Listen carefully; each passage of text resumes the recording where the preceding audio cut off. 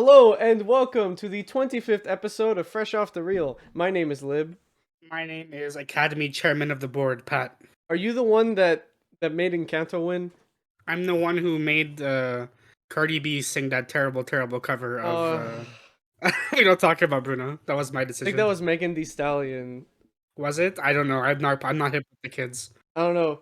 It's one of the three, right? It's either Cardi B, Nicki Minaj, or Megan Thee Stallion. I can't tell them apart when they sing. All, all I know is it's definitely not the original singer. Yep. And this week, well, not this week, last week we watched the shit show that was the 2022 Oscars. Yep. We were live covering it as it was happening. It is a week and a bit ago at the time of recording. It was last We've had a Sunday. lot of time to. Yep, we had a lot of time to think about it. We had a lot of time to talk about the big topics that definitely did not overshadow the show itself that we'll talk about later. Talked about some movies, and now we're going to talk to you about some movies.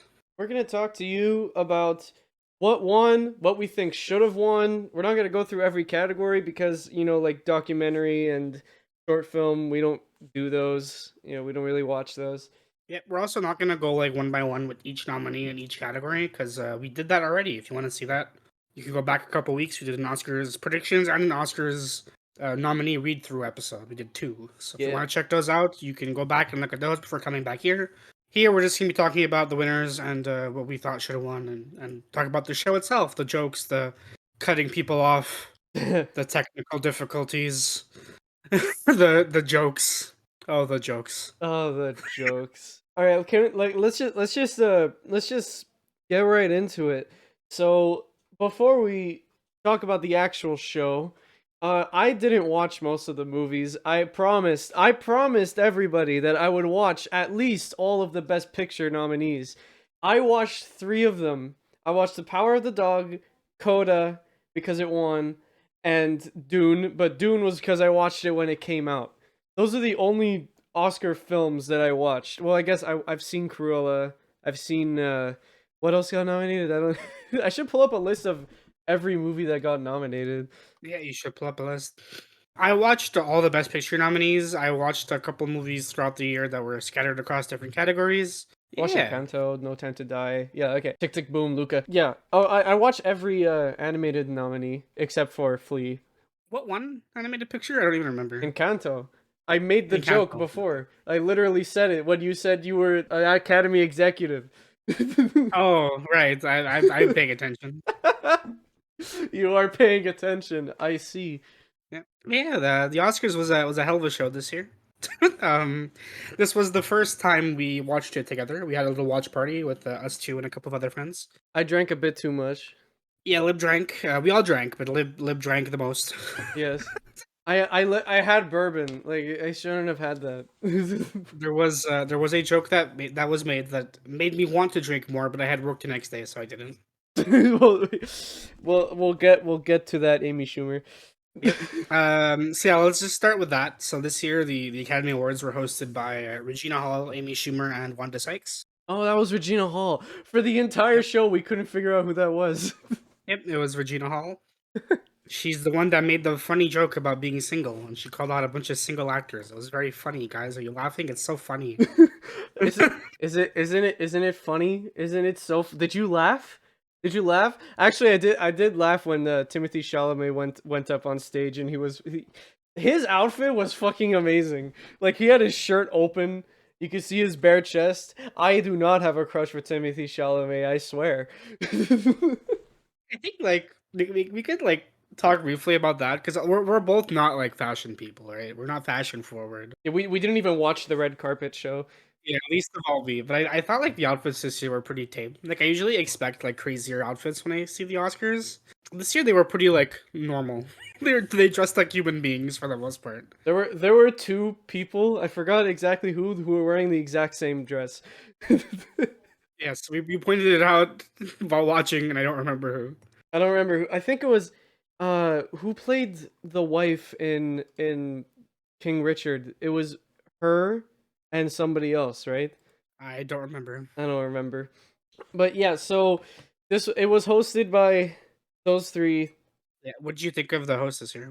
I actually in liked general. I actually liked Wanda Sykes's bits. Her bits were funny. Okay, here's the thing. I like Wanda Sykes for the most part. I think she's really funny. I think of the three, she is definitely the funniest talent. But a lot of the jokes she made this year did really land for me. Like it was cool when she went to that museum with all the movie props, but I didn't like the bit where she like donated to the museum. I don't know what the bit was. It was kind of not really there. It was cool. Just I like that. I would go there. I would visit that museum.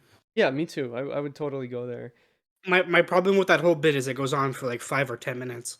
So for those who aren't like in the know, the Oscars were it was shortened. They cut a bunch of categories to be shown off during the pre-show, which was an hour before the main show, Yeah. and they cut the show to make it like shorter, right?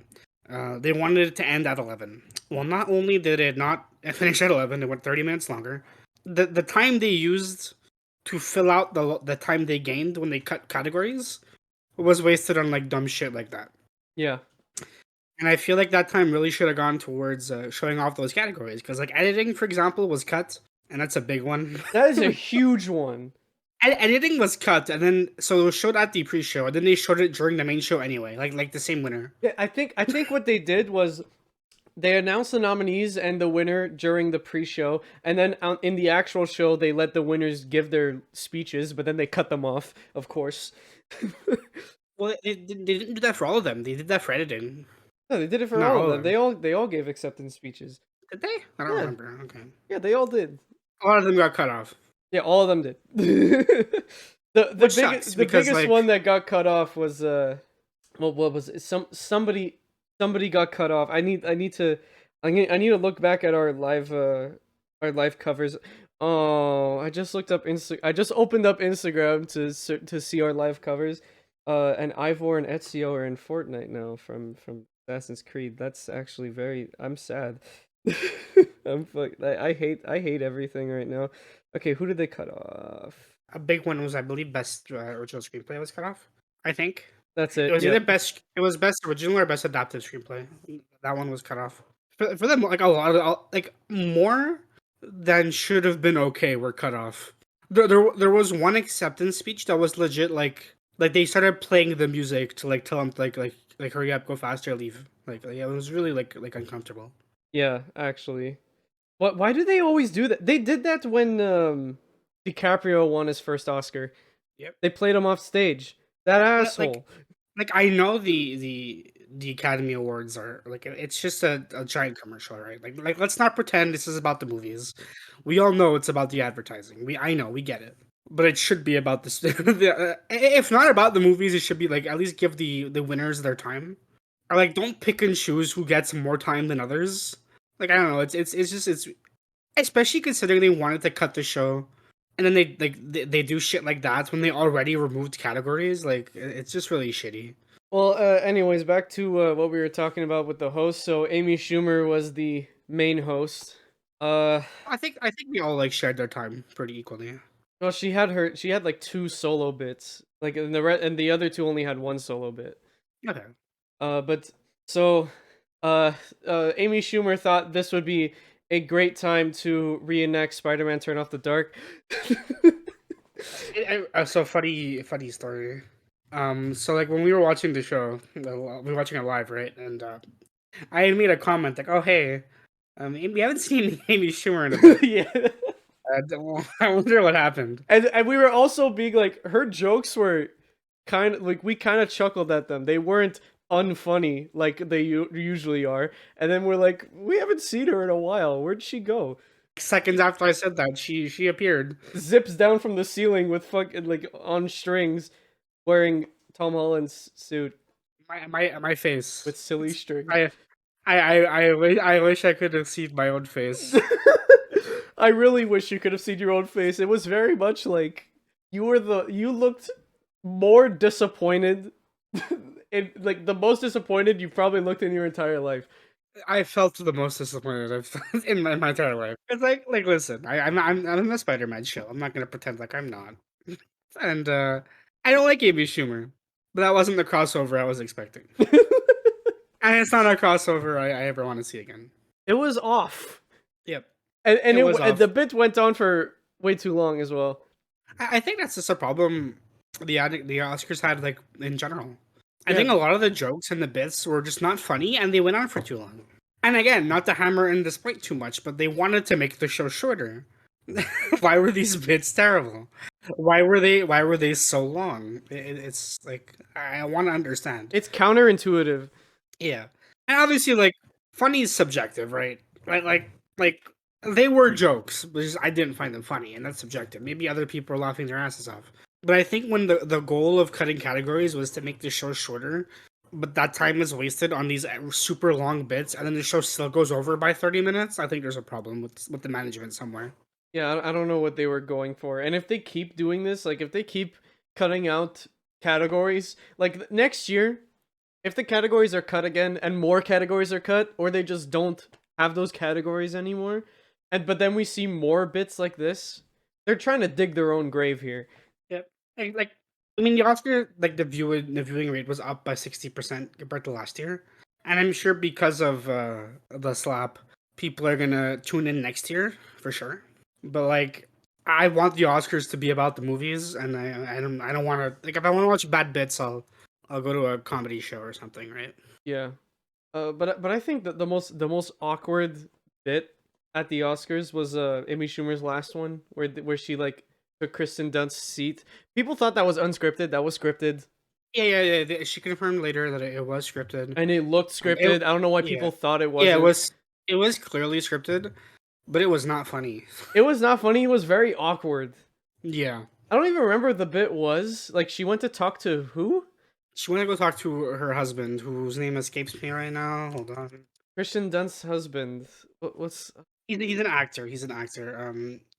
Jesse Plemons. Oh, Jesse Plemons. Okay, yeah. Plemons. He's from Fargo. Yeah, she was like picking out a member of the crowd to flirt with, basically. Like, that was the bit, and then she goes to this dude, and then, well, who's obviously sitting with his wife, and she, like, literally, like, grabs her, throws her off the seat, and is like, "Hey, how you doing?" And he's like, "Dude, that's my wife." And I also like that you were like the dude from Fargo and left out the fact that he's the leading role in Power of the Dog. Yeah, but he's the dude from Fargo. He's George in Power of the Dog. Yeah, but he's in Fargo. He's in Fargo. He's in Fargo. He's not in Power of the Dog. He's in Fargo. Listen, Fargo is a movie I enjoy. Power of the Dog is a movie I don't want to watch again. So I'm gonna associate him with that one. Yeah, we'll talk about the film soon. I just want to get past the not films. So okay, we talked about the hosts. Like, I don't want to talk about Amy Schumer anymore. She narrowly avoided making vagina jokes, but she did make one pretty close to it. Yeah, her first joke was also a Women very thing. on brand Amy Schumer joke. Yeah, where she's like, "Hey, look, it's 3 women that are hosting the Oscars. Take that, men." Although it was still cheaper to hire us than to hire one man, Yep. which I have to admit was funny. Like, I did laugh. Yeah, she made us laugh at the beginning. Amy Schumer's jokes were only funny when her jokes were backed up by Wanda Sykes and her name Regina Hall. Regina Hall. Sorry, I'm dying. Oh my god, I am. Pat's dying. I'm back to not dying. There we go. Now you know how I feel when I cough in the middle of the episode. Okay, we have to talk about the Chris Rock slap. Yeah, we're not gonna give our opinions on the who was right and on whatever, because it's not this kind of podcast. Like we're not what's it called? We're not a drama podcast. You know, we're not like we review movies. Yeah, we don't talk about drama. Takes are controversial. Blah blah blah. Just like how we are towards movies, we're very unbiased towards reviewing anything. Because that's how you review things. IGN. I'm definitely not biased towards anything Spider-Man. Nope, not me. But yeah, but I think regardless of who you think was right and like whatever your stance is in that regard, I do think it is a tad bit very much unfortunate that the slap kind of overshadowed the rest of the show. This Oscars was a very this is a milestone, right? Because there were very different movies at this year's Oscars, and the winner, Coda, that's a big thing. Like we're not gonna say why, because it's pretty obvious why Coda winning is a huge step for the Academy, because the Academy at this point has been pretty racist. So, like when Moonlight won, it was like, yeah, that's a big step for the Academy. But now this is a movie about disabled people, and movies like that have been nominated almost every year. This is the first time it wins. You know? It's a movie about disabled people, and it's a movie made by an independent studio. It is a big step for filmmakers, and I'm glad it won. But it's unfortunate that instead of people thinking about the acceptance speech for this movie, or from our lead actor who gave a very beautiful acceptance speech with Supporting actor. supporting actor, he gave a very beautiful winning speech with his I don't know what the term is for like people who sign for Interpreter. interpreter. Like it was beautiful. I loved his speech. No one's gonna think about it because they're gonna be thinking about the slap. We're gonna think about it. We're gonna think about it. Then maybe the people watching are gonna think about it. But I think the general population can't even tell you who was accepting an award before and after the slap. Can you tell me who the award went to that Chris Rock was giving out? You probably can't, which sucks because whether you think that the slap was earned or should have or shouldn't have happened, it took the moment away from the winners. And sorry, I'm dying again. It took the moment away from the winners, and this is something Will Smith brought up when he later like talked about the slap and he said his piece. He did say that he apologized for taking that moment away from the winners. But I think that's the real crime here is those people aren't going to get acknowledged. Whenever people think about acknowledged, whenever people think about this year's Oscars, they're not going to think about the movies that won or the beautiful talent who put their heart and soul into these performances. They're not going to think about them. They're going to think about Will Smith and Chris Rock. Yeah, it's like at the 2018 Oscars. No one's gonna think that Moonlight won. People are gonna think that La La Land almost won. Yeah, that's the only thing not people going to think about the about. show. They're going to think about that moment. Right. They're not going to think about the winners this year. They're going to think about that moment. And you know that's why last year's Oscars wasn't talked about. Not last year's the 2020 Oscars wasn't talked about. That's the year Parasite won because nothing happened. Nothing happened that year. It was just a normal by the books Oscars that also wasn't filmed in front of a live audience. That was a COVID one. It was a COVID Oscar, so that doesn't help things either. But it sucks that drama kind of takes over the shows.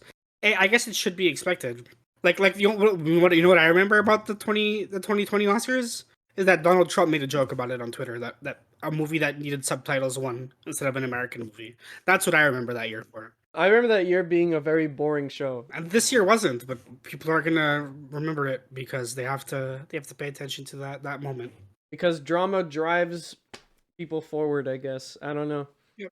Hell, even like Will Smith, like this was his first nomination ever and his first win, and no one's gonna remember his performance in King Richard. They're gonna remember that that's the year he won when he slapped Chris Rock. Like actors, I'm not gonna say actors work towards an Oscar, right? But like the ultimate like prize for an actor is winning an Academy Award, right? Like getting that acknowledgement from the Academy. That's like it's kind of like what you strive for.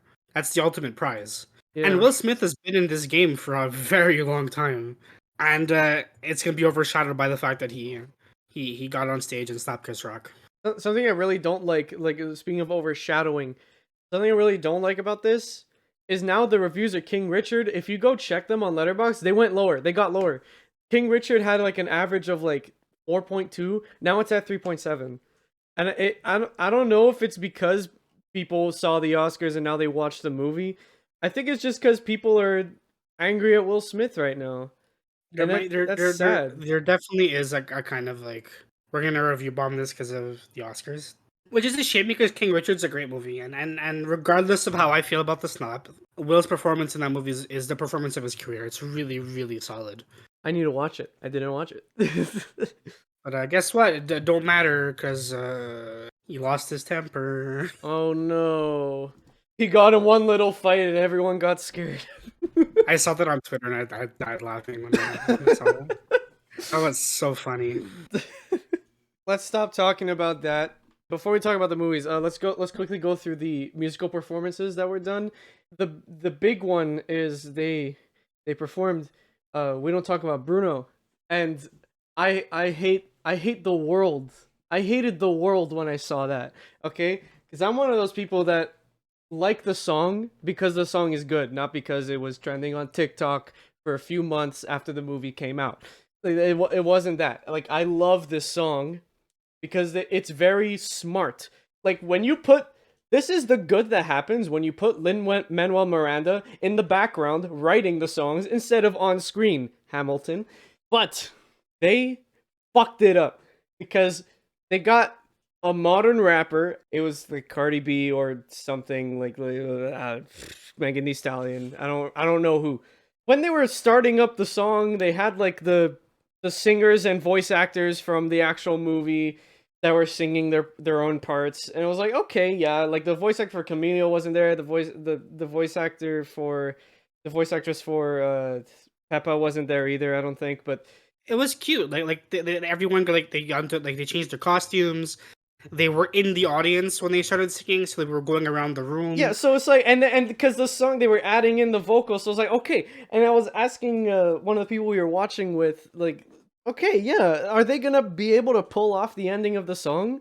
And we're like, we're not sure. But then we saw them singing, like, okay, maybe they're gonna be able to pull it off. But fuck that, because they didn't even try the ending of the song because they turned it into a rap, and they also added new lyrics and verses. Yep, and they ditched the cast, and they had their own performers doing it. It just did not hit the mark. It's unfortunate. For me, that was the low point of the entire show. Is screwing up. We don't talk about Bruno. I was so disappointed. You know, I don't think I've seen a single person who was happy with that performance. I think everyone unanimously is upset about it, and it's unfortunate because like most of the cast was there. And if they were gonna perform the song anyway, they totally could have invited the rest of the cast. So yeah, It's another performance to talk about that might be a hot take, but we were making fun of it during the show, so we'll talk about it here. yep. But they performed "No Time to Die" again for like the Again, third year in a row, I think. Um, which is it's for sure two. It might be three. I don't know. Which is great. Lib and I have talked about our thoughts on the song in our review of "No Time to Die." If you want to briefly go over it again, we can. I like the song personally. I like the singer and the song. I like the song. Don't like the singer. This song came out in 2019, and because the movie was delayed, the movie came out in 2021. So the song was performed again because it was obviously going to be nominated, right? But if it's nominated, because they performed all the nominees for that category, so it was definitely gonna get nominated again. But it's just kind of fun. It was definitely gonna get performed again, I should say. But it was kind of funny that they they did it again for 3 years or 2 years. But what's weird is No Time to Die was nominated for Best Original Song and won. It won this year. The song came out in 2019. I don't know the rules for Best Original Song. I thought it was like taking the song on its own and not tied with the movie, but I guess it's tied with the movie It is tied with the movie. because it won Best Original Song. Like it wasn't when it was played at the previous year. It wasn't nominated that year. They just played it because they invited Billie Eilish to play it. Because it's a Bond song. Bond songs are always like big things for the Oscars. But this year it was actually nominated, so it had to be performed. Maybe if it wasn't nominated, it wouldn't have been, even though Bond came out this year. But yeah, there's just it had to be played because it was nominated. Yeah, but the performance itself was actually very good. Oh yeah, it's good. It was just funny. Yeah. We're making fun of it a little bit. What else? They also performed another song from Encanto that I can't pronounce correctly. Orgritas. It's the Disney song. The quintessential Disney song that is in Encanto that I thought was gonna win Best Original Song. I thought the performance was really good. Yeah, the performance was great. It was very good. The lead singer kind of fumbled a bit. You could tell that he wasn't like super comfortable performing in front of an audience like that. But it was really good. It was really well done. Yeah, it was a great performance. 10 out of 10. Yeah, I think so. Overall, aside from we don't talk about Bruno, all the other musical performances were pretty good. I have no real complaints. Every Best Original Song nominee got performed. But that section is usually handled well. Yeah. Yeah, so like that was expected, but yeah, it was good. All right, now let's talk about le film. Yep. Okay, so I want to I guess it's a good segue because we were just talking about Encanto, so we could just talk. Let's start with the best animated feature, which Encanto won. Pat, did you watch you watched Flea? I did not watch Flea. No, okay, I didn't watch I it watched either. all the other animated feature nominees except Flea. I very much wanted Mitchell vs. the Machines to win. I thought that was gonna get the win. I like. Here's the thing with Mitchell versus Machines, right? Because I think it's my winner for that category. I think it definitely deserved a win, but it's also a very weird movie. It is a very weird movie. It's a very comic-y movie, right? Yeah, and it's a little like out there for the Academy, so I definitely didn't think it was gonna win, but it definitely deserved it. Not to say Encanto is a bad movie. I quite enjoy Encanto. It's not my favorite on that list, but yeah, Mitchell vs. the Machines is a weird one for the Academy. Did not see that happening. I mean, of the two Disney movies that were nominated, I'm happy it was Encanto because if it was Raya and the Last Dragon, I would have pulled a fit. I think Luca, like of like the Disney Pixar nominees, Luca was the best one of the three. Yeah, Personally, yeah. but, If we're counting Pixar, then yeah, Lucas should have gotten it. like I just remembered, but like Mitchell versus the Machines is a weird movie, but it's also a movie about a filmmaker, and the Academy usually loves those. Like the Academy loves movies about movies, so that would have been, I don't know. Maybe robbed the question mark. That's a debate for another time.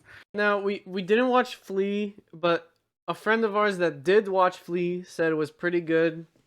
But that's all we have to say.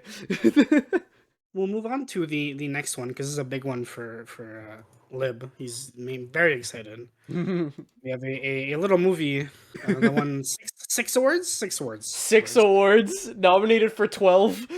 Yeah, it won half the awards it was nominated for, and it won the most awards out of any movie this year.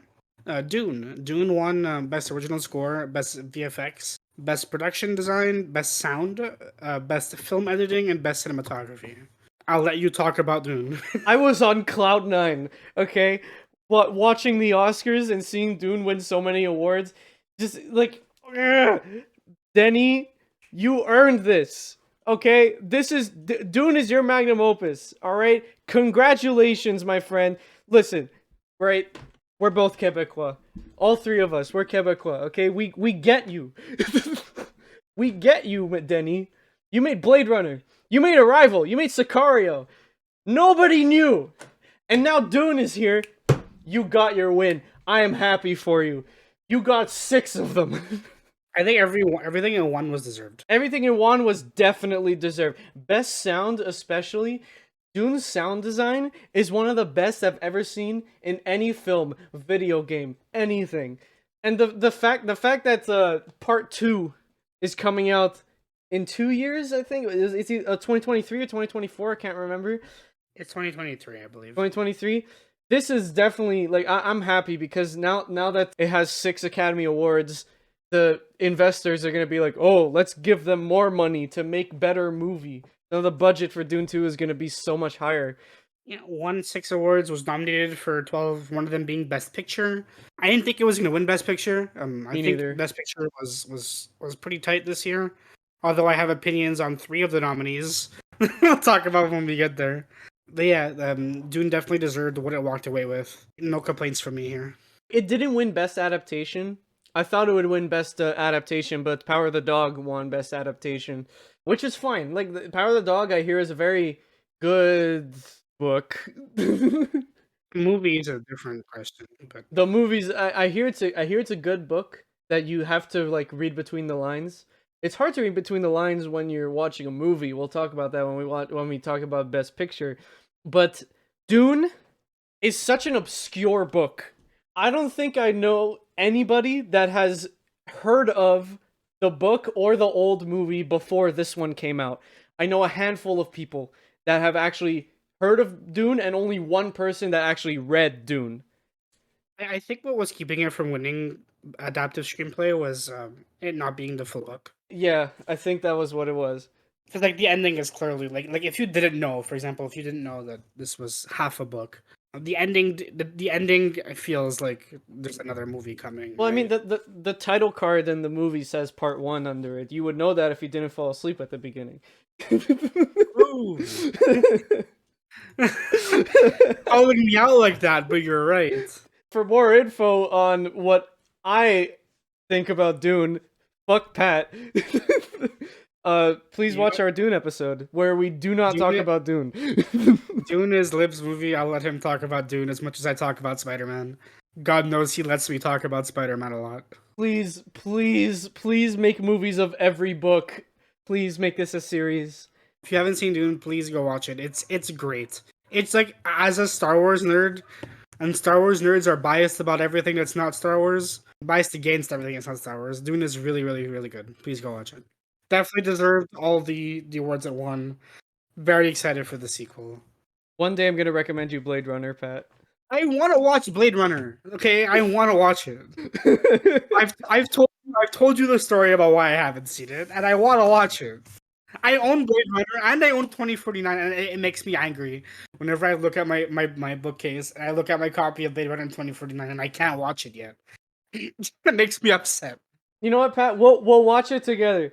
We can watch it together. We can watch it together because I know the moment I watch Blade Runner 2049, I know it's going on the top 50 list. I know for a fact it's going on that top 50 list, and I can't watch it yet. It makes me so angry. There we go. Dune winning 6 awards. That's fucking amazing. Sorry to the other nominees who lost against Dune, but you know what? You should have seen it coming.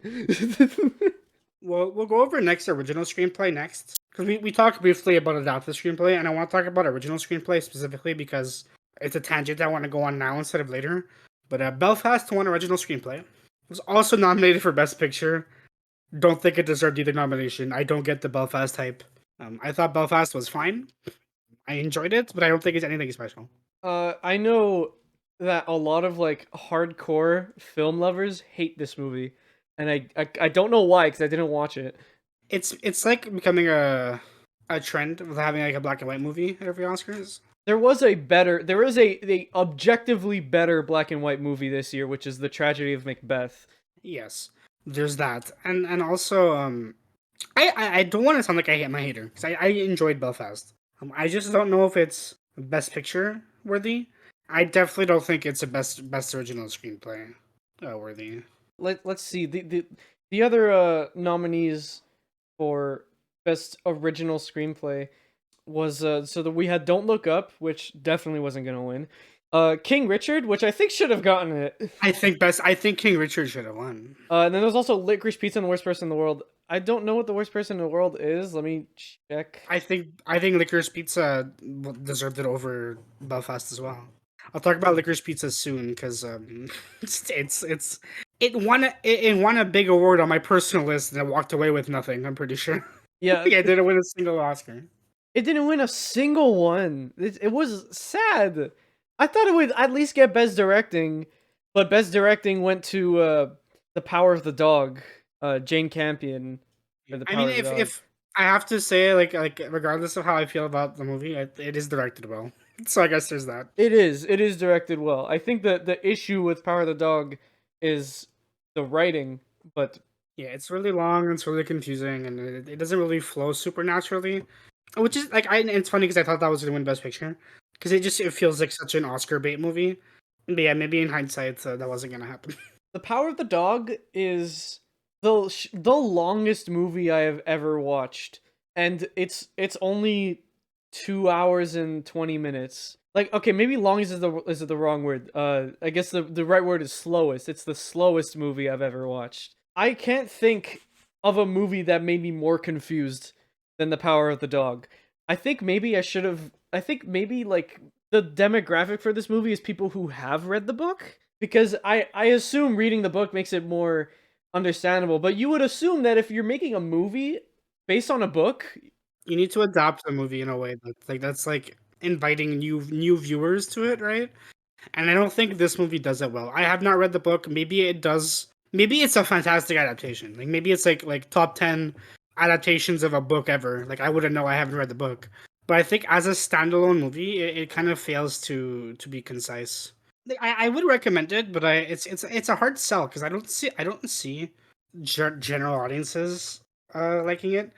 One of my buddies, like he watched it with his mom, and his mom hated it.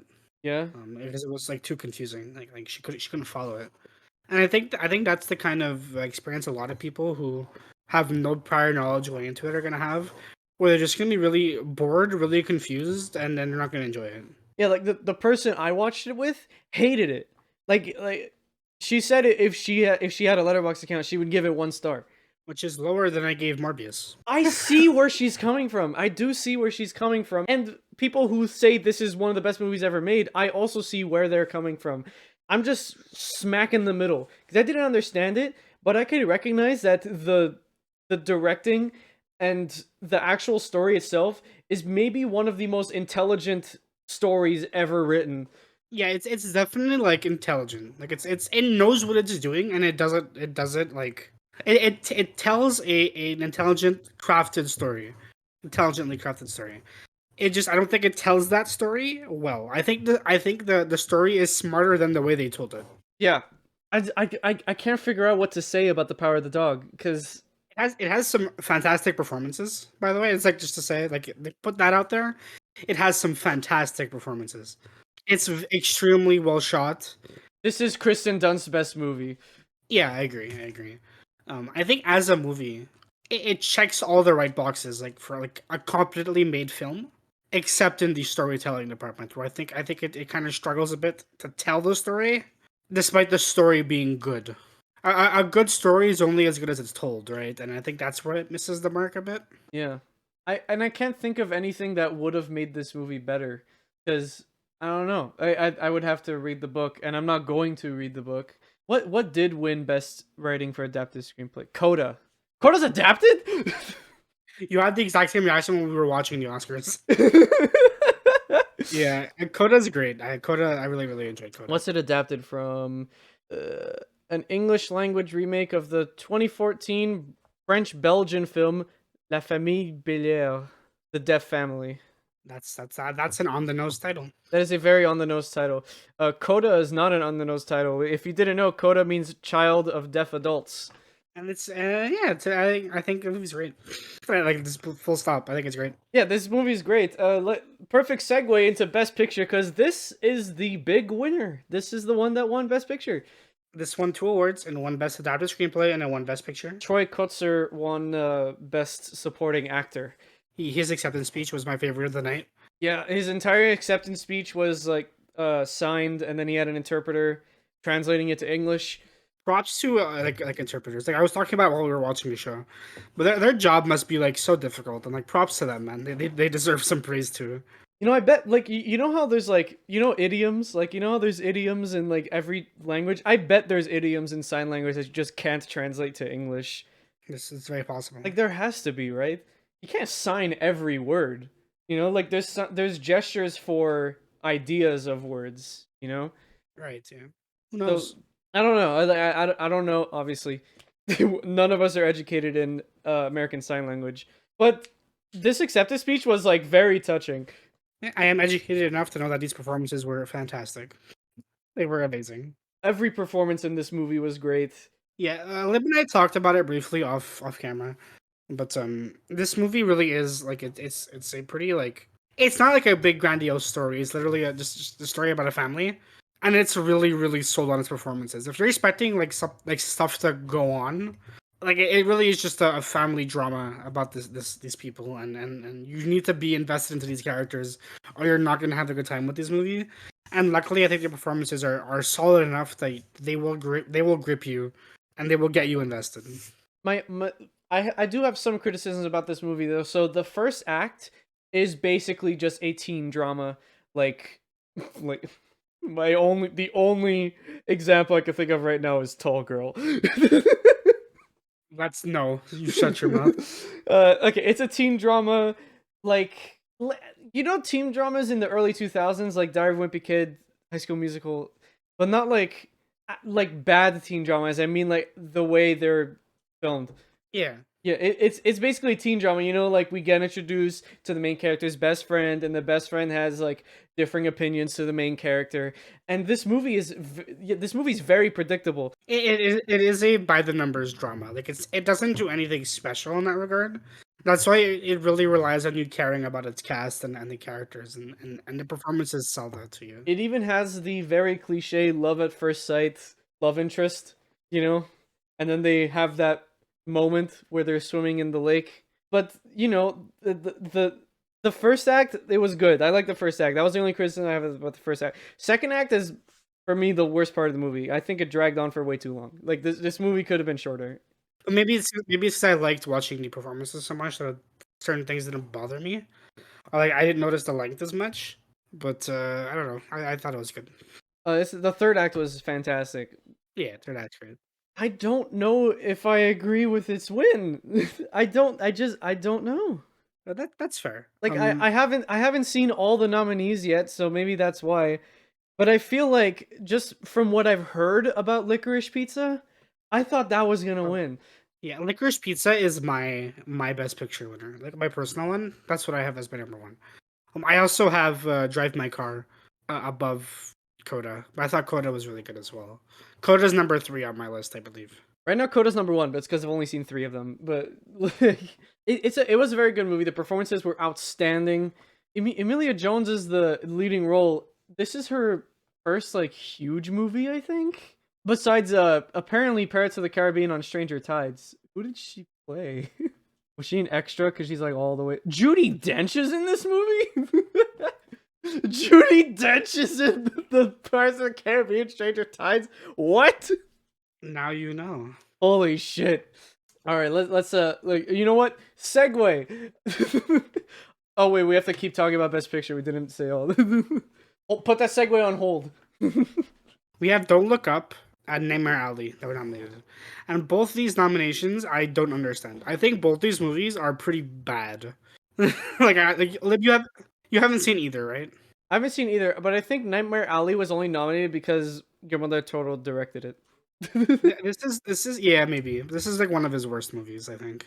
I did not enjoy this one as much as I wanted to because I'm a big fan of Guillermo del Toro, and especially coming off like The Shape of Water to this. Yeah, it's rough. I didn't find this one as enjoyable. And then we have Don't Look Up, which is your social commentary movie that was 100% Oscar bait. Very happy it didn't win because it did not deserve it. What's it about? It's a doomsday. Oh no, wait, I'm still looking at Nightmare Alley. I'm sorry. Sorry. Oh, okay.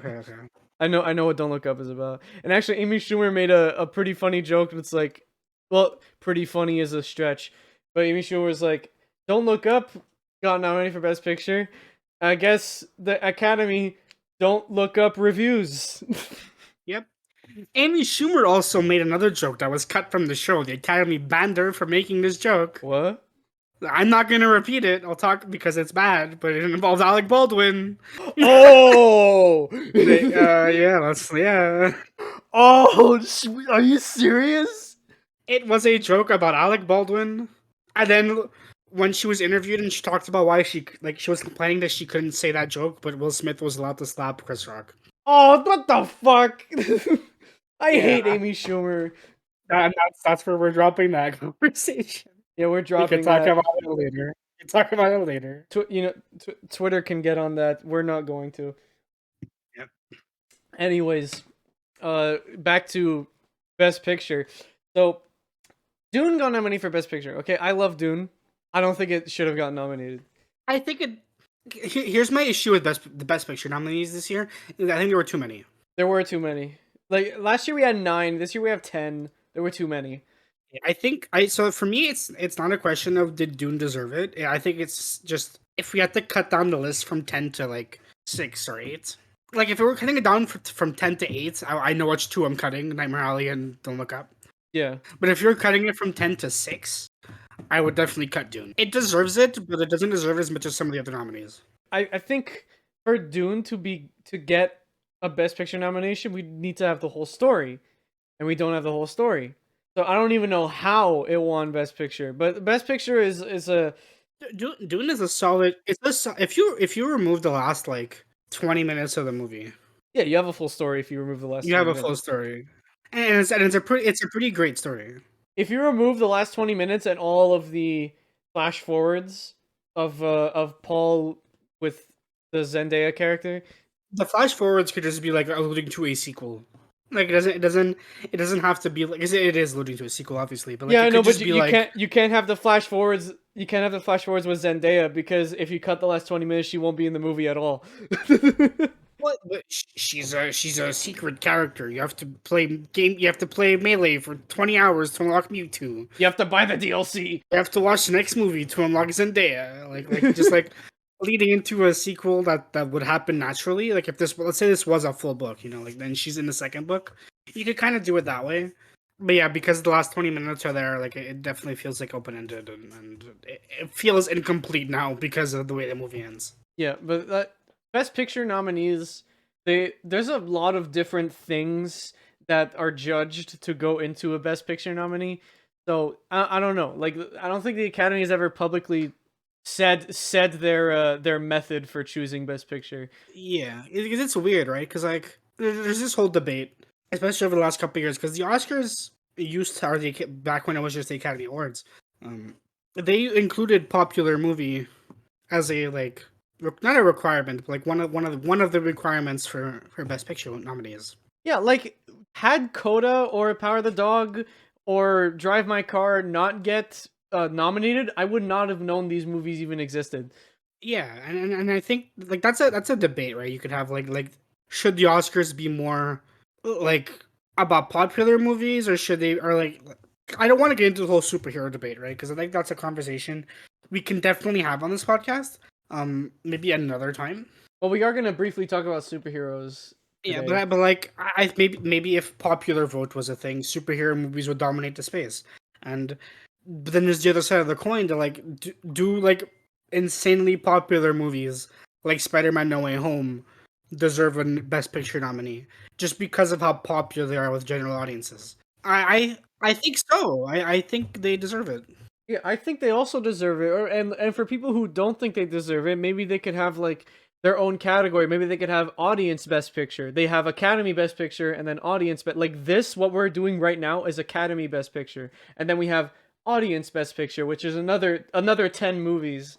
They kind of did that with like the Twitter polls that got those No, two. but that like not like that, not like that. I mean like how the Game Awards does it because the Game Awards they have their website up when the nominees are being picked and audiences can go to that website and it's a write-in nomination. You write your favorite game of that year. Maybe they could do that with the Oscars. You like the audiences write in what their favorite movie was that year, and the 10 most popular picks get into the like And then the Academy picks one. Okay. yeah, or a Twitter poll, or but like yeah, the Academy could pick one, right? As we know, because of the two fan categories, Twitter polls or just polls in general are very easily rigged. Yeah, I don't know. I think it's a definitely a conversation worth having. Do I think No Way Home is a Best Picture like deserves the Best Picture nominee No, on its own merit? no. No. As much as I love this movie, it's one of my favorite movies ever made. Do I think it deserves to be on the same level as something as fucking Coda or Licorice Pizza? No. But I do think they they deserve some kind of recognition just for being as popular as they are. No Way Home sold I think 500 million tickets or something like that as of recording. But dude, Morbius sold 1 trillion. Not yet. It's gonna sell 1 trillion. Okay, but I swear it's gonna sell 1 trillion. Like I don't know. I think it being that popular with general audiences is enough to make it deserve at least to be talked about. Yeah, and if it isn't like an audience write-in nominee, they should just pick the 10 movies that sold the most tickets that year. I don't know if that's the way to do things because there's movies that will be better than there'll be movies that suck that get nominated, and there's also movies that deserve recognition that won't be nominated because they didn't get widespread releases. Why Drive My Car, basically, like in this made up scenario where the Best Picture nominees are dictated by ticket sales, half the Best Picture nominees this year would not be on the list. The winner wouldn't be on the list, right? Right. So like, but there has to be some kind of balance because, like you said, a lot of people didn't even know these movies existed until they were nominated. So I think they need to find some kind of balance. This is not me saying No Way Home deserves a Best Picture nominee. This is me saying that maybe popular movies deserve a spot in the Academy Awards. I don't know. I think the best idea was the like audience nominee, because they could have, because ones in the movies that are in like the Academy's Best Picture list can also be in the audience's Best Picture list, because they write in their own nominee, and like the 10 most popular ones get picked for the nominees, and then the Academy picks a winner. Like it could be like that. That's what the Game Awards does. That's the exact same method that the Game Awards does. What won at the Game Awards last year? It was It Takes Two. It Takes Two. But the audience pick was, I think it was Resident Evil 7. I mean 8. It was Resident Evil 8. I'm gonna be real. I know the Game Awards is just a ripoff of the Oscars. Like, it's clearly inspired by the Oscars. But I think the Oscars should start taking inspiration from the Game Awards, because Jeff Keighley clearly knows what he's doing, and I think the Oscars could learn a thing or two from him. Yeah, come on. At least the Game Awards doesn't play people off their stage. Yeah, I'm not a big fan of the Game Awards. I think it's just as corporate, corporate commercially as the Oscars. Don't get me wrong. But I think, like, in terms of like structure and formatting, the Oscars could definitely take a few notes from Jeff Keighley. We were talking about this when we were watching it, but I think it's because too many people work on the Oscars. Too many people, like, it's a team of like 80 people. Too many people work on the Oscars. There's bound to be things that go wrong. Yeah, it's hard to it's harder to manage ship of 80 people than it is to manage ship of 40. Like, not to say that like there aren't a lot of people behind the Game Awards, but I think the Game Awards are more like the flow is more natural. The team is more like together. Like the first 2 or 3 Game Award ceremonies were all crowdfunded. Now they have sponsors and investors, but before they didn't. And the first few shows, guess what? They were terrible because they weren't managed properly. But now they are, and Jeff Keighley's a genius. He must be rich right now. He's a Canada man. He's a Canada man. Maybe they should get Canada men on the Oscars. I don't know. Just hire Canadians. Moral of the story: hire Canadians. We should have our own awards. Like the British have their own awards. Why shouldn't we should have our own awards? The maple syrup awards. The maple syrup awards. Best maple syrup to go on pancakes. Well, that was Best Picture. Let's go with directing right now, because there were only 5 nominees for Best Directing. That's weird to me. Like, there's 5 directing nominees, but 10 Best Picture nominees. Yeah. Like, shouldn't that be equal? Like, do the directors nominated for Best Picture not deserve a director nominee? Like, it's weird, right? But what is also weird is every nominee for Best Directing was also a nominee for Best Picture. Yeah, that's normal. Now, obviously, like, Best Picture involves more than just directing. It's the whole package into one. But shouldn't all the Best Picture directors also be nominated for directing? And shouldn't the directors who aren't nominated for Best Picture, like this in this case there isn't one, but like last year, for example, if a director was nominated for Best Directing but not Best Picture, is that also not weird? And like, if a director wins Best Directing, do they not deserve Best Picture? Like I don't know. Like, it's complicated. And people are like, oh, but then all the nominees for Best Picture would be nominated for every other category. They already are. And they win. That's a problem, obviously. Like we were talking about it, but like Drive My Car won Best International Film. Great movie, by the way. Please see it. But yeah, Drive My Car won Best International Film, but it was obvious because it was nominated for Best Picture. So of course it was going to win Best International Movie. If the only, like, let's say international feature film, because this year it happened where Drive My Car was the only nominated Best International Feature Film that was also a Best Picture. The other 4 nominees were not. With Parasite too. Yeah, it also happened with Parasite. The other 4 nominees were not nominated for Best Picture. They're the only ones there. So it's obvious that the one that's nominated for Best Picture is gonna win Best International Feature Film. And this is where one of my ideas for how they could improve the Oscars comes into play. Because I had a little idea where, what if we didn't know what the Best Picture nominees were until the actual show? They reveal the nominees at the show. You know, I feel like that could be fun, right? That could be fun, but I think there's a lot of like marketing issues with that because a lot of movies market themselves as Best Picture nominees as they're coming out, and it also creates a scenario where like, oh, I haven't seen any of these movies because they were under the radar and I didn't know what they were until they were nominated. Yeah. It's like it's difficult. I think the bottom line here is I want to know how the Academy judges these movies. Yeah, they need to stop keeping it a secret. What's the criteria for a winner? What's the criteria for a nominee? We don't know. I don't think they've ever publicly said it. Or they might have, and I could be completely wrong. Yeah, if they have, it's clearly like on a year basis, right? Like every year it changes. It's just weird. Like I don't know. I don't know. It's I don't know. Maybe I'll look it up after. shouldn't the best screenplay movies also win Best Picture? Shouldn't the best director movie win Best Picture? Like it's just strange. Like I want to know how, especially like how is the Best Picture winner?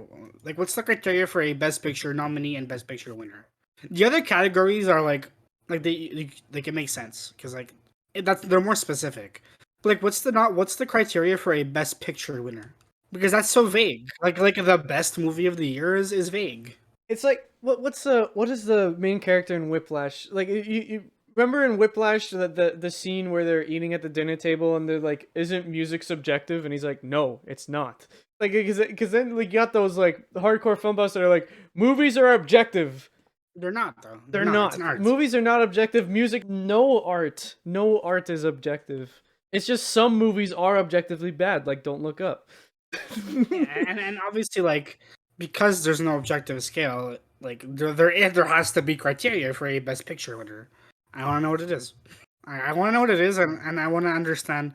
Like maybe the formatting of the show just needs to change. Maybe the formatting of how the Oscars does its awards needs to change, so we avoid situations like best international movie being really obvious, or best direct or like it like questioning why best director isn't nominated for Best Picture, but whatever, blah blah blah. Like it's I don't know. I don't know. Let's move on to. We didn't talk about any of the acting winners. You'd rewrite. We should go over that. Yeah, let's go over that. So best actor in a leading role goes to Will Smith for King Richard. Yeah, I like we said earlier. I think his performance was really really good. Definitely the performance of his career, and it's gonna be overshadowed for the rest of his life because of the slap.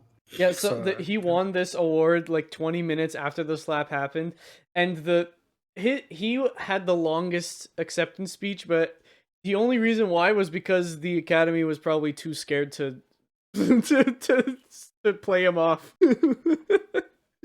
Oh man, but I think I didn't watch King Richard, but I did watch Tick Tick Boom. I think Andrew Garfield should have won. I really think he should have won. And like, can we talk about Andrew Garfield at the Oscars because he's such a kid.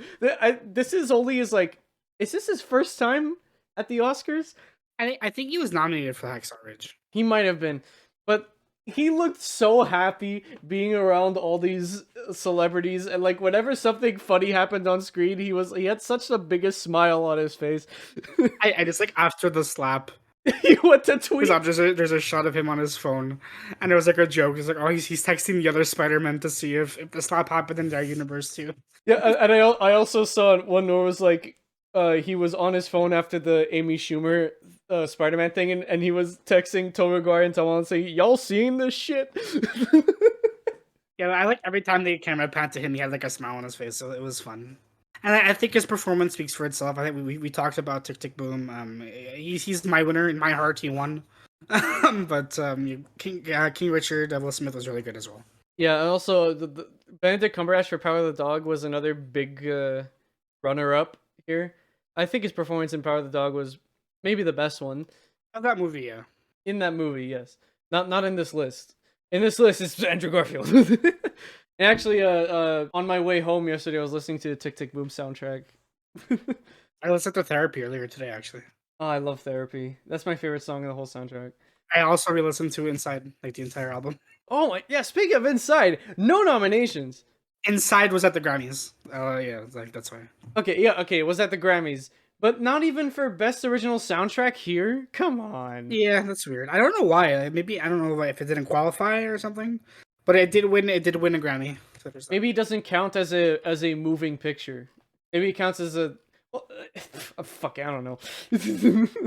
Comedy special. So, best actor supporting role. We actually talked about this already. Troy Kutzer for Coda, like the dad. I think his name was Frank. Yeah, his name was Frank. But there was also J.K. Simmons in Being the Ricardos. I didn't watch Being the Ricardos, but I love J.K. Simmons. Yeah, I also didn't watch it, but I also love J.K. Simmons. Like before I watched Whiplash, J.K. Simmons was just J.K. Simmons, but now he is Fletcher. And whenever I watch a movie, he is Fletcher.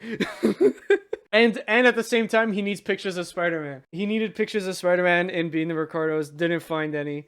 Like, you know what? Look, every movie that J.K. Simmons is in is a prequel to Spider-Man because then he finally got the pictures. That's the end of his arc. This is canon. It's the same canon like for Jamie Lee Curtis, where every Jamie Lee Curtis movie is in the same canon. Actually, she was there at the Oscars this year. She was, yeah. What movie was it for? She was in some horror movie. I'm trying to remember the name of right now. Why is she like? She wasn't nominated. She was just there. She wasn't nominated. She was a guest. Are you sure? Because I thought she was in a movie this year. I don't believe so. Yep, no, she's not. Okay. Yeah, she was just a guest. I'll move on to the next. Yeah, she talked about wanting to play like in One Piece. Like they interviewed her and she's like, "Oh, I want to be Nico Robin in One Piece." And it's like she was interviewed and she's like, "I'm a big One Piece fan. I really want to play Nico Robin, but I'm too old." So she gave like another character whose name I don't remember right now. I thought it was a really funny interview. She was holding her dog. Yeah. Next we have actress in a leading role. Jessica Chastain won this, and I was surprised. I really thought Kristen Stewart had this in the bag. And if I thought not her, it would have been Olivia Colman. I was wrong twice, basically. I didn't end up watching The Eyes of Tammy Faye, even though that was one of the few that you suggested I watch before this episode. It's good. I enjoyed it. I didn't have a lot of picks for this one because I didn't watch a lot of movies with leading actresses. I was sure Kristen Stewart had it. Same. I was 100% sure. I like being wrong. For actress in a supporting role, I was sure Ariana DeBose was going to win, and I was right. Yeah, that one was right. Although Kristen Dunst, sorry, wrong. There's two Kristens. Wrong Kristen. List. Kristen Dunst is also really, really good, and she deserved that nomination. Yeah. Oh man, Kristen Dunst has come a long way. Remember when she was in Spider-Man? I remember. I'm sure you do, Pat. I remember Spider-Man by Sam Raimi, a movie I don't talk about enough. Did you guys know I was a Spider-Man fan? If you didn't, I am. Oh my god! All right, well those are all the acting awards. Like for the most part, I agree with them. It's only actor in a leading role. Like it really should have been Andrew Garfield. Do you think it was Andrew Garfield, but then last minute they switched it to Will Smith? No. They have rehearsals. Yeah, I know, but do you? I think Will Smith won. I think he won fair and square. Some that we didn't mention, like documentary, short film. We're not really gonna touch on those. That was just like, I mean, I'll say the names of the winners. Okay. Documentary, short subject, Queen of Basketball. Documentary for feature, Summer of Soul, When the Revolution Could Not Be Televised. Cool. I'm trying to look through a list here. Short film animated, Windshield Wiper. Short film live action, The Long Goodbye, which I actually heard of. That was like one of the few that I actually heard of. And there's one more I'm missing. Oh yeah, makeup and hairstyling, The Eyes of Tammy Faye. For some reason, one of the nominees was Coming to America.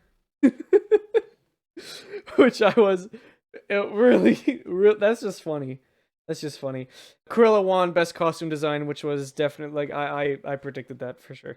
Yeah, that was my pick as well. That was my pick. But both Pat and I were pretty sure that Last Night in Soho would get this nominee, not win, but nominated. That movie got nominated for nothing. It got not a single nominee. No respect for Edgar Wright. Oh wait! How do we forget about this? Okay, so. For Best Actress in a Leading Role, okay?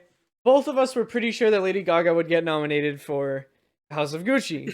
She did not. She did not. House of Gucci did get nominated for Best Costume Design, but that's different. That has nothing to do with the actual actresses and actors, okay?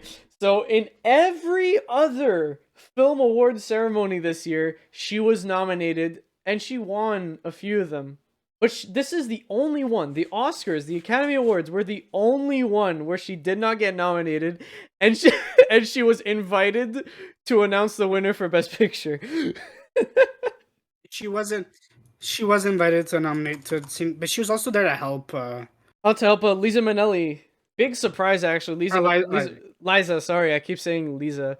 Liza Minnelli, who is like a film star, like Yeah, like fantastic. that. It was really surprising to see her there, especially like in her condition, which was really like it was a bummer to see her like that because you know she used to be so chippy and happy all the time, right? But you know, But it was nice. It was nice that they still like paid their respects and invited her. You know, it was nice. it was so cool seeing her. Because my mother was watching the the Oscars live, and when she saw Liza Minnelli, she was texting me. She freaked out. Yeah, and like her and like Lady Gaga's interactions were cute. Like she was cute. They were cute together. They were so cute. Lady Gaga is just a blessed soul. She's so nice. I love her. You know what's a great thing about Lady Gaga? You know what's a great thing about Lady Gaga? Ever since like, because like we all see her as you know because we grew up in the era when she was making weird music videos and wearing weird clothes. Yep. But ever since she was making music, she's always been a performer first and a singer second. And I think that's what makes her such a great actress. And all the movies that she's been in, A Star is Born, House of Gucci, her roles are amazing. She 100% deserved a nomination for Best Leading Actress. Arguably deserved a win. It's unfortunate that she didn't get that recognition, but she's great. Well, she did win for A Star is Born, I think, right? She did, yeah, and she won Best Song as well for that movie. Yes. So like she got that recognition, but House of Gucci was really good. I'm looking forward to seeing her in more stuff in the future because she's a great talent. Yeah, she really is.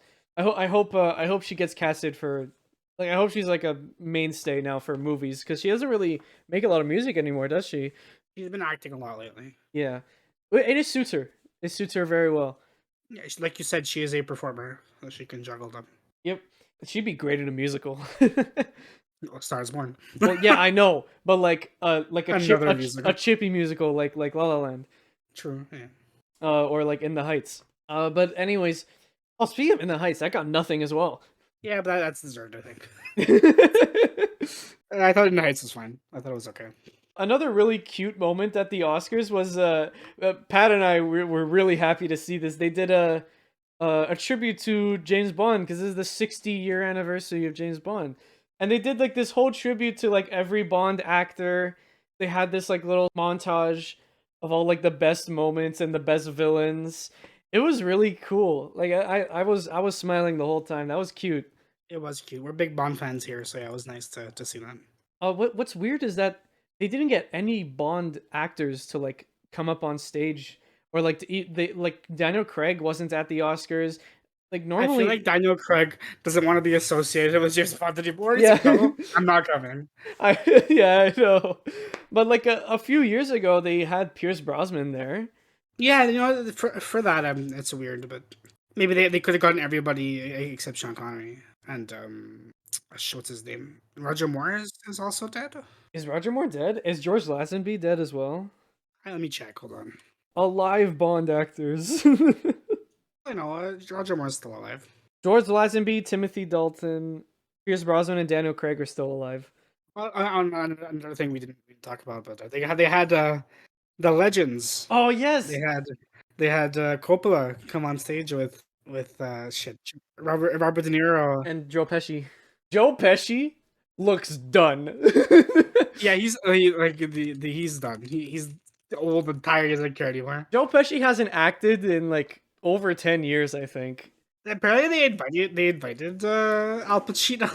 He just forgot. Wait, no. He didn't just forget. Did he just forget? Apparently, he just forgot. Oh my god! Which I think is funny because we could have had Duncan Chino at Damn the Oscars. It! No, but they had Coppola there. That's the big one. Yeah, and it was cute to see them. They got old, man. They got really old. Yeah, and also they didn't look happy to be there at all. Like Coppola was the only one to speak.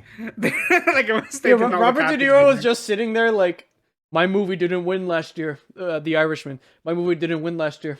What the fuck? You know, like guys, we're 80. It's past. It's like 11 p.m. It's past our bedtime. I want to go home. That's what Joe Pesci looked like. He looked like he was just. It's past my bedtime. I do not want to be here. I am not comfortable in this suit. I want to leave. Please let me go home. Oh my god, it was. But it was cool seeing the three legends together again. Yeah, it's the anniversary for The Godfather as well. So Yeah, it is. It's 52, if I'm right. How old is The Godfather? Are you fucking kidding me? It's not gonna give me a year. it was released in 72. We are 22, so it's 50 years. 50 years. There we go. 50 years of The Godfather. And then I saw on Instagram like idiots posting a picture of all three of them. They're like, "Can you make another Godfather?" Are you dumb? Yeah, did you not watch the movie? Did you not watch part 3? Did you not watch part 1? Also, I don't think Marlon Brando's coming back. True.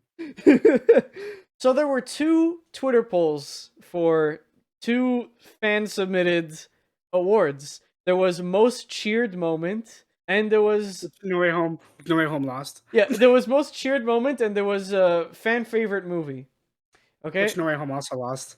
so the Snyder Cult went. Yeah, there's no. You cannot convince me otherwise that the Snyder Cult did not rig those polls to make the Snyder Cut win. Let me look up what they were. Hold on.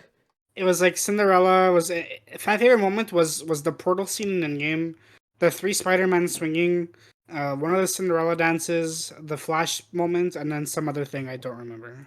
Well, I'm trying to find it right now. So Oscar cheer moment was just so Snyder Cut, No Way Home, and the Avengers portal scene.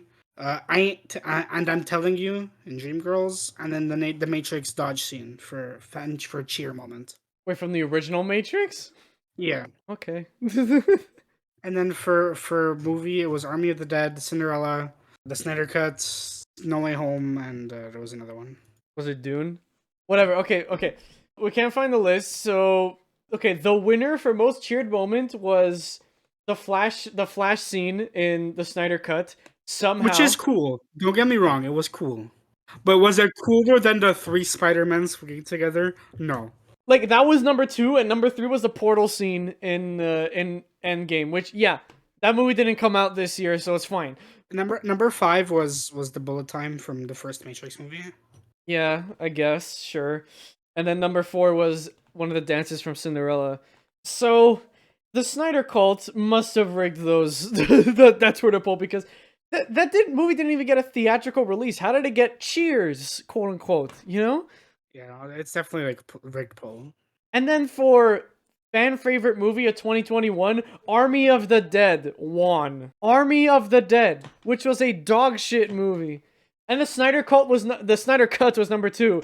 And then number 3 was No Way Home. So the Snyder Cult really has number 3 was Cinderella, wasn't it? Oh, was it? Oh, then number 3 was Cinderella. Then number 4 was No Way Home. It was No Way Home. I don't remember what number 5 was. Yeah, I don't care. Like, what the fuck?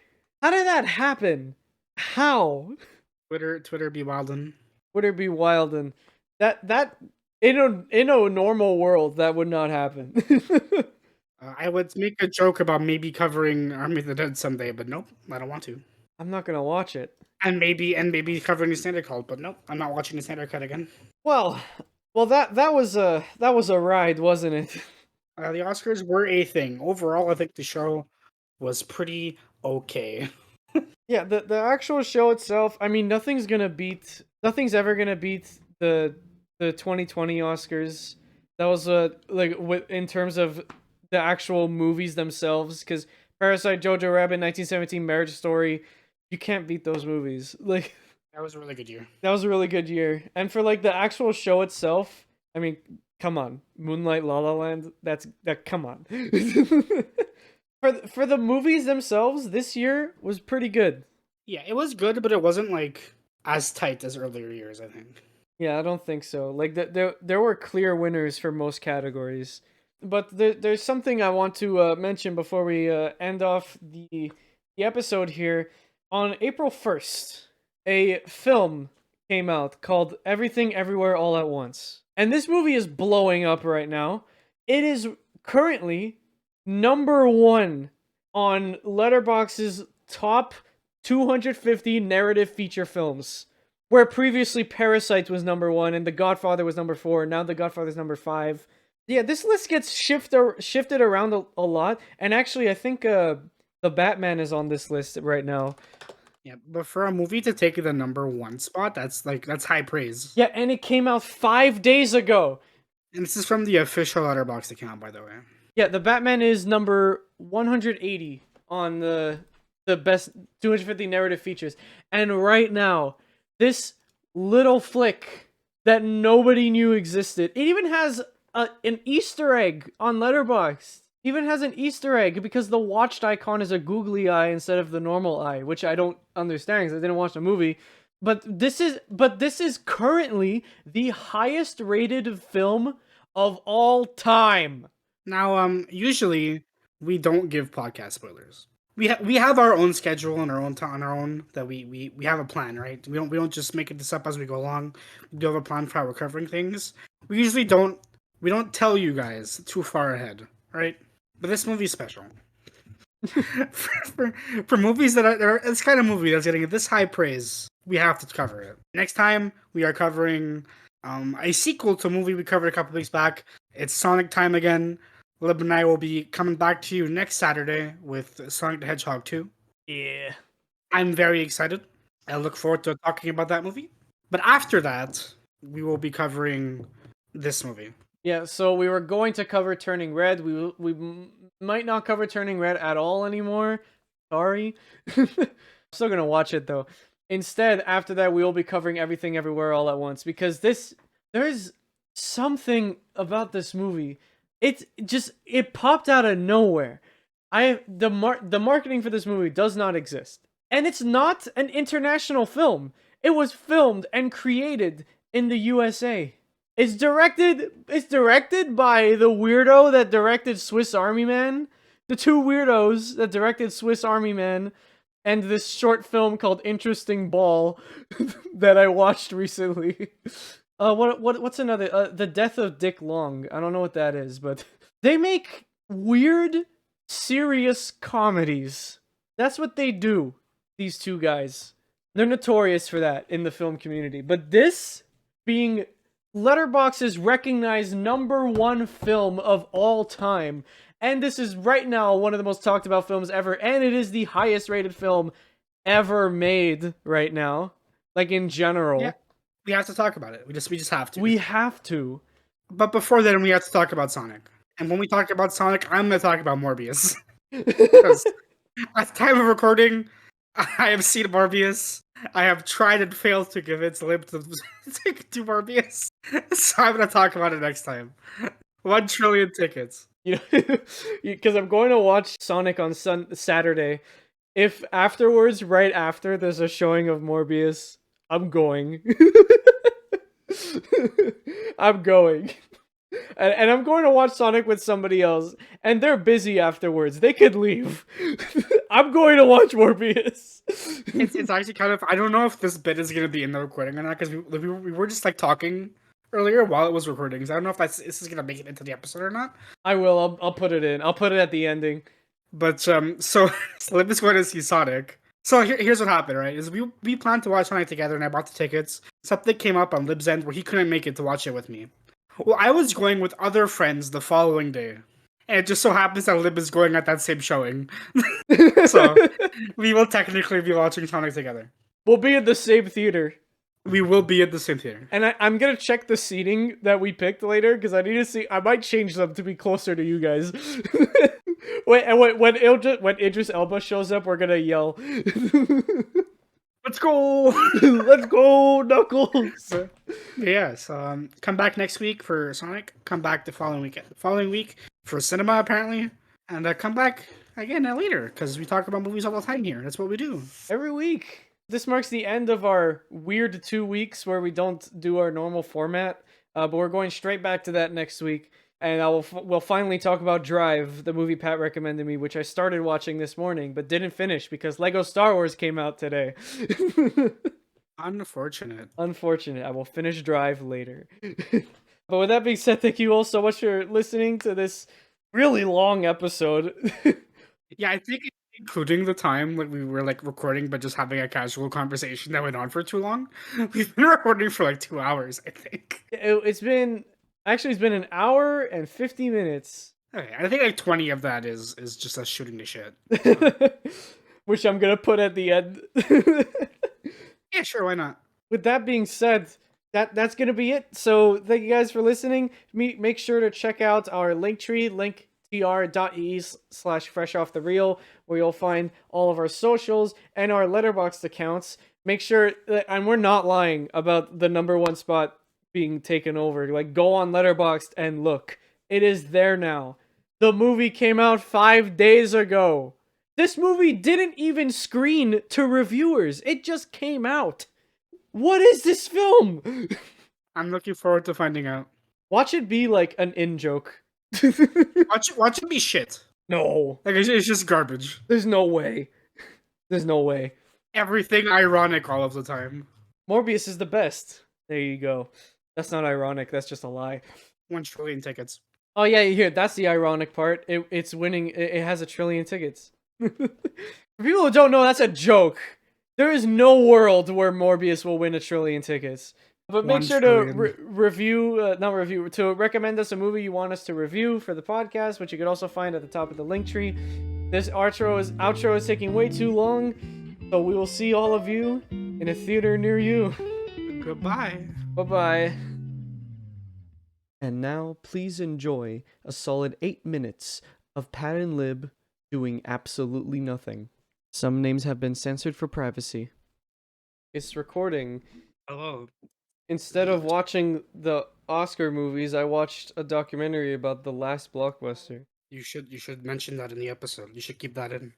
It is recording. Yeah, it is recording. I'll mention it while we're recording.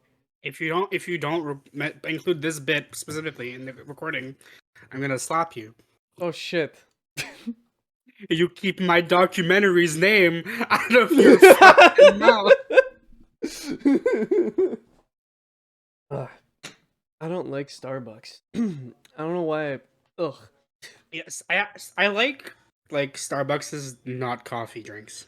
Yeah, like the fruity ones. Yeah, like their fruity ones and like their chai lattes are pretty good. I had it cold and hot because I got yelled at by I tried it cold, and it was good cold. The only good drinks at Starbucks are cold. Yeah, I agree. Their coffee is like really subpar. Like It's definitely not worth it for the price. We have an espresso machine and we bought the Starbucks capsules. These suck. This tastes terrible. Generally, all the chain pods suck. Like they're worse than the coffee you could go buy. Yeah, like the best chain pod that I've tasted is the what's it called? The Van Hout. I think Van Hout's good. Van Hout is the one that we use. Yeah, but it's still not better than like going to a Van Hout or getting actual real coffee. Yeah, and also this is just this. I wanted to mention this before. This is not about coffee. Because I bought my tickets to watch Sonic. I'm watching it on Saturday after work. Okay. It's at the Forum. Yeah, it's only playing at the Forum. Playing. You said you're going on Saturday too, right? Yeah. What time are you going to see it? 4:30. Well, I'll see you there, buddy. Yes. That's the same showing I'm going to. Yeah. Wait, is it the? And you had to get Ultra AVX because it's fucking bullshit. Yeah, it's the only option available. I'll see you there. Oh, actually, this morning they put regular options. You don't have to. There's regular now. But there's no IMAX. Yeah, there's no IMAX. And there's no VIP either. If there was VIP, I'd be there. VIP. Well, guys, that was not planned. We're watching Sonic together, but not really. We're watching Sonic together to completely. Wait, hold on. How big is your group? We're 5. Did you already like seat everything? Yeah. Choose your seats. Okay, hold on, because I think I saw you guys on the map. Imagine you're like next to us. No, I don't think I'm next to you guys. It would be really funny. It would be really funny. Are you going? With... Yeah. Okay. Because I was gonna say, like, if you want to hang out after, we're probably gonna go for drinks or something. Oh shit! If I was going alone, I'd say yes. I don't know. Yeah, that's fine. No worries. Uh, We'll awkwardly shake hands outside the movie when the movie ends. we'll talk about how hot Idris Elba was voicing Knuckles. Well, yes, Knuckles was sexy. Um, do you have Cineclub? I had it for a while. Then when the theaters closed, I canceled it. I haven't gotten it back yet. That I want to get it, but it says I need a Scene Plus. Is that a credit card? Like, or is that just a No, thing? I got Cineclub with just like I didn't need anything else. I don't think. You didn't have to sign up for Scene Plus. No. Like I had to make an account for Scene Plus. It's free, and they're like, we're sending you a card in the mail. I'm like, is this a credit card? No. I think it's a points card. It's a points, but it's Do like you with have this? Do you Scotiabank. have this? Oh. Yeah, I don't Uh, know. Like I didn't have to pay anything, and they didn't ask me for any payment info, so yeah, it's I didn't have to fine. do any of that. I didn't have to do any of that. So like, and they gave me like a temporary scene card like through email. Yeah, it's like, Yeah, maybe because I already had a SIM card, they didn't make me do any of that. did you have a But scene card? well, I have like it's not a banking card. It's just a points card for the theater. Okay. Oh, okay. Because it looks like it's just like a card, a black card that says scene on it, and there's no chip or anything. Yeah, that's what I have. Oh, okay, good.